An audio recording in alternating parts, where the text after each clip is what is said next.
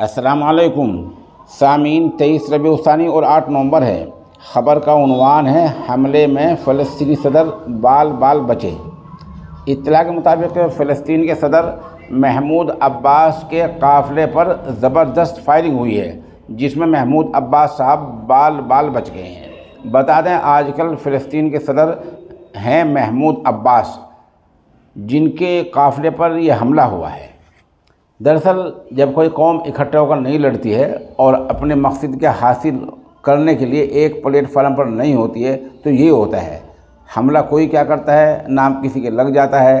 اب اس میں کس طرح کی سیاسی چالیں ہیں، کس طرح کی سازشیں ہیں، کچھ بھی اس میں سامنے آ سکتا ہے۔